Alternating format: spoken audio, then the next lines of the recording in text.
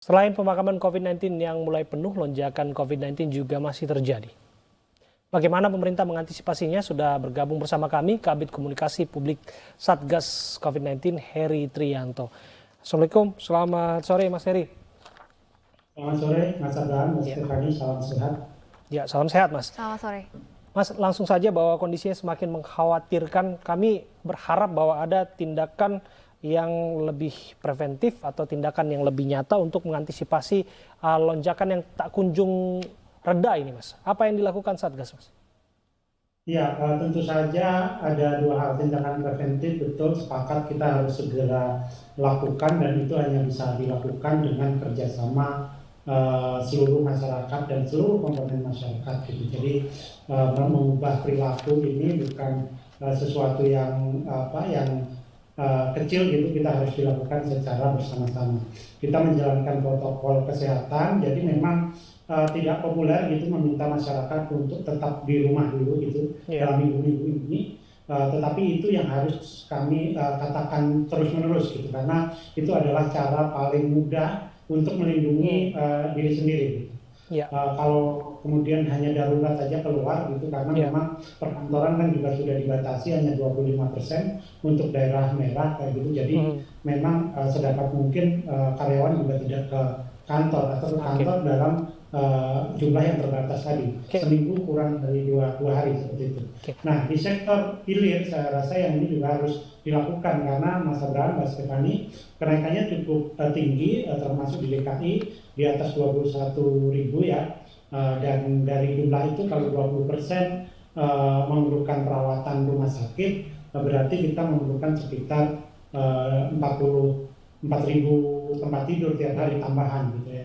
Ditambah yang sembuh ya mungkin netnya bisa sekitar 2.000. Nah, ini yang penting dan kita tadi juga lihat di tayangan bagaimana pemerintah sekarang sedang terus-menerus menambah kapasitas ruang isolasi ya.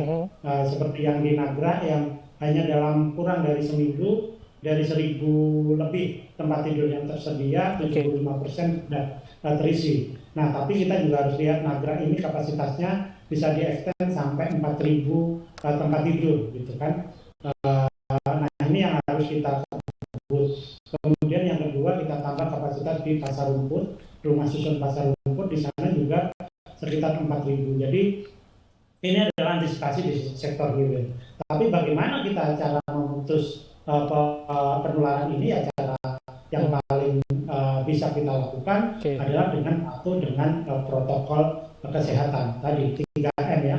Memakai masker saya rasa pesan-pesan kita juga jauh lebih direktif lagi gitu ya untuk meminta memakai masker. Mas Heri, ekses dari semua ini kan yang paling jelas kita lihat nyata adalah masyarakat berlomba-lomba untuk vaksin. Yang terjadi adalah panjangnya antrean, kemudian kerumunan yang jelas ini melanggar protokol kesehatan dan sebagainya.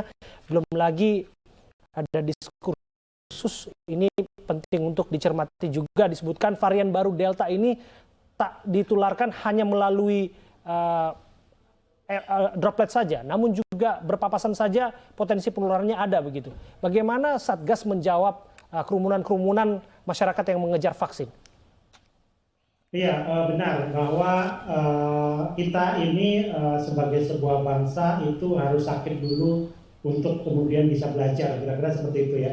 Ketika kasusnya tinggi, kemudian antusiasme masyarakat juga terjadi untuk mau divaksin, tetapi juga ada faktor juga tentang ketersediaan vaksin. Jadi ini kombinasi mas, tidak semata-mata karena antusiasme, memang ketersediaan vaksin yang full itu baru sekarang ada 104 juta stok vaksin yang kita sudah suntikan ada 40 juta. Jadi kita masih ada stok yang akan kita bisa suntikan 1 juta sehari sesuai target presiden. Bahkan bulan Agustus ditargetkan ada 2 juta sehari. Nah tentu saja ini ada eksesnya. Ekses ini yang kemudian kita harapkan tidak terjadi pun ketika vaksinasi ini secara massal dilakukan dengan memastikan bahwa ada standar protokol kesehatan itu bisa dilakukan. Saya rasa pendaftaran online yang bisa dilakukan sekarang itu juga membantu untuk melakukan manajemen alur pemberian vaksin. Mudah-mudahan ke depan kita akan semakin membaik sehingga ketika divaksin juga tidak justru menimbulkan titik penularan baru. Mas Heri, dengan laju vaksinasi yang dilaksanakan saat ini, kapan target herd immunity ini bisa terbentuk? Ya, kita lihat ya, karena semuanya itu baru di atas kertas.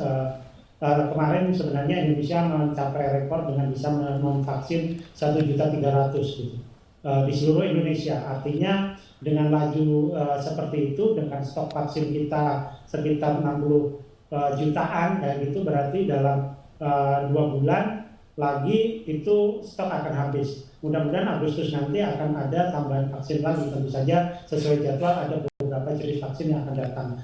Jadi dengan begitu, dengan tersedianya stok, kemudian tersedianya tenaga kesehatan, maka mencapai 70% itu nanti bisa dihitung. Saya nggak bisa menghitung secara pasti matematikanya ya, karena ini perubahannya kan sangat dinamis. Tetapi mudah-mudahan di tahun depan itu kita sudah bisa 70% masyarakat tervaksin sesuai permintaan Presiden. Baik, terima kasih Mas Heri Trianto, Ketua Bidang Komunikasi Publik Satgas COVID-19. Tentunya kita harapkan laju vaksinasi COVID-19 ini bisa terus digencarkan. Betul. Dan masyarakat pun juga mau menerima vaksinasi ini. Vaksinasi dilakukan, namun kesadaran untuk tetap melakukan 5M itu menjadi kewajiban untuk mengentaskan persoalan COVID. Terima kasih Mas Heri.